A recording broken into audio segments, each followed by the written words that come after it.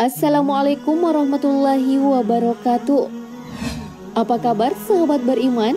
Rasulullah Shallallahu Alaihi Wasallam adalah seorang jenderal perang yang juga turun ke medan perang. Saat turun ke medan laga, beliau bersenjatakan beberapa pedang yang masing-masing memiliki nama dan sejarahnya sendiri-sendiri. Pedang Rasulullah berbentuk Hanafiyah. Pedang Hanafiyah adalah pedang yang dibuat oleh suku Bani Hanifah. Pedang buatan Bani Hanafiyah terkenal bagus dan halus pembuatannya. Dalam buku Syama'il Muhammad Sallallahu Alaihi Wasallam karya Imam At-Tirmizi dijelaskan, terdapat beberapa jenis pedang Rasulullah Sallallahu Alaihi Wasallam. Nah, berikut 10 pedang Rasulullah Sallallahu Alaihi Wasallam yang digunakan untuk menegakkan ajaran tauhid.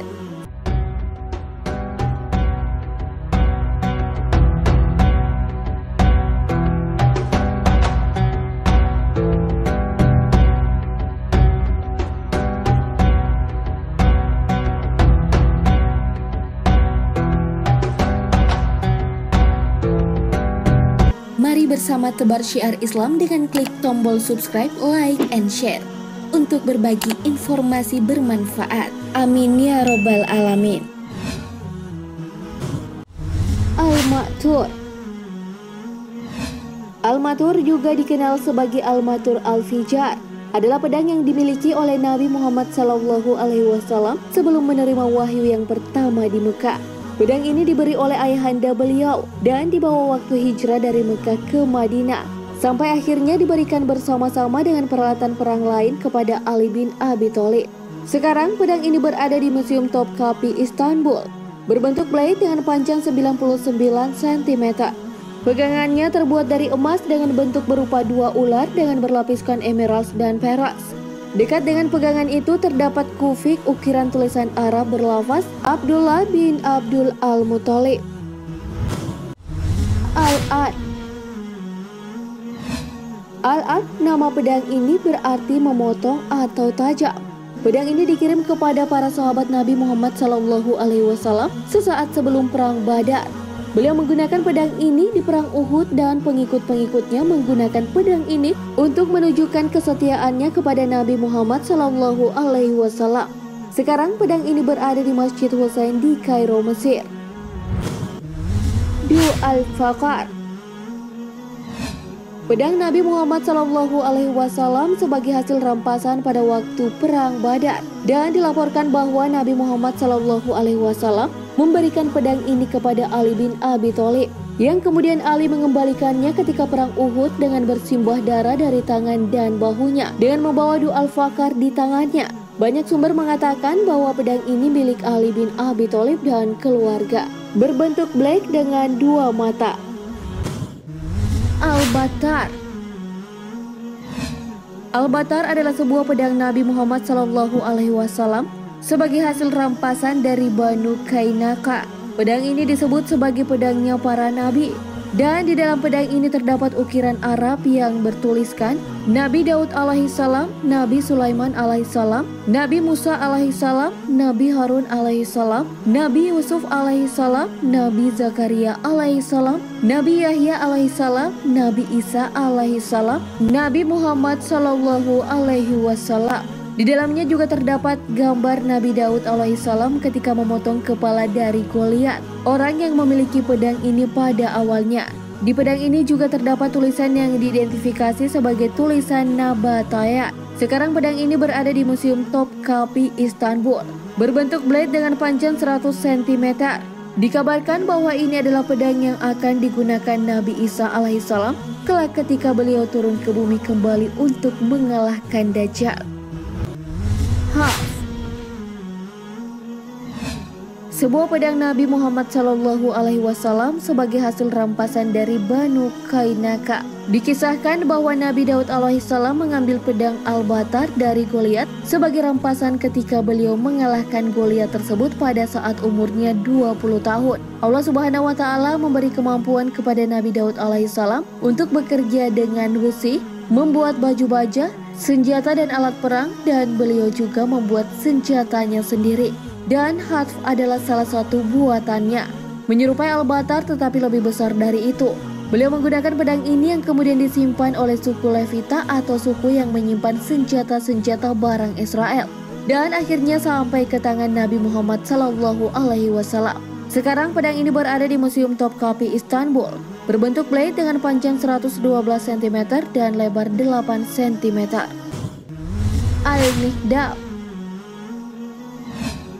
Sahabat beriman, menurut riwayat pedang ini telah diberikan Nabi Muhammad SAW kepada Ali bin Abi Thalib. Kemudian ia wariskan untuk anak-anaknya. Beberapa riwayat melaporkan bahwa pedang itu diambil sebagai rampasan oleh Ali bin Abi Thalib saat ia memimpin serangan di Suriah.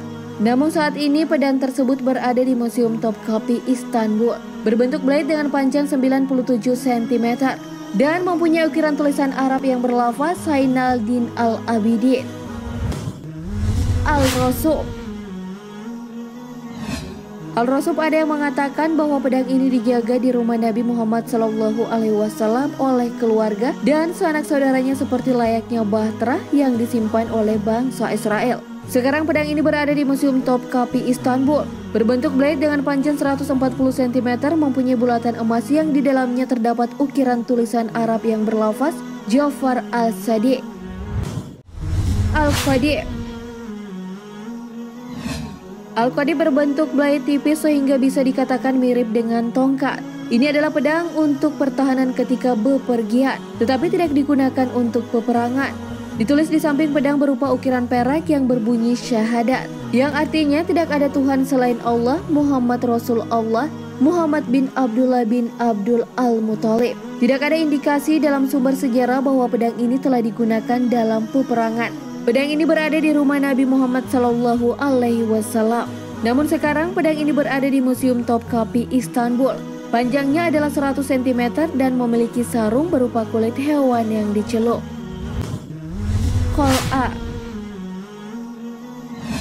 Al-Qal'ah dikenal sebagai Qol'i atau Qul'ai, nama yang mungkin berhubungan dengan tempat di Syria atau tempat di dekat India, China.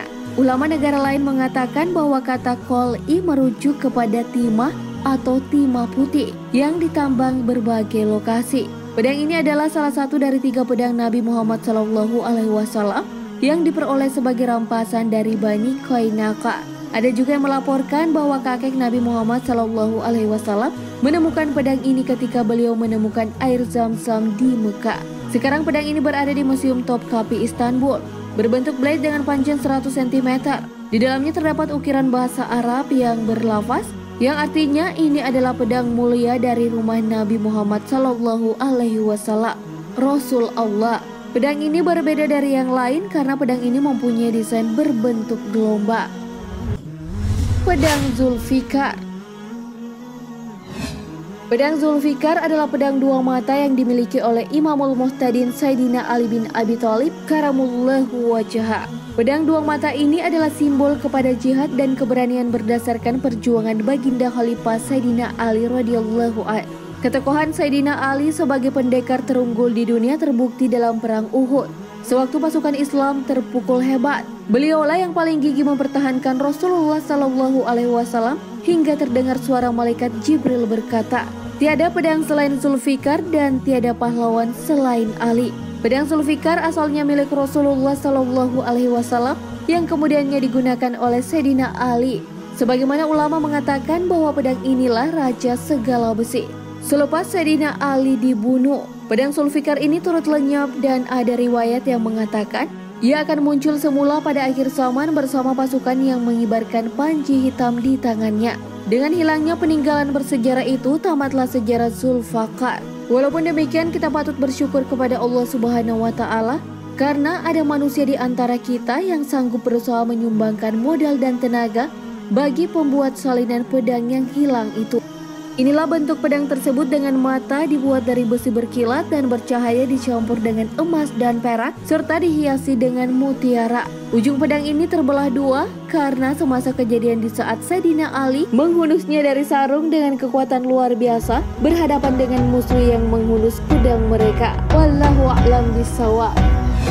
Segala yang baik datangnya dari Allah Subhanahu wa Ta'ala dan segala hilaf mohon dimaafkan.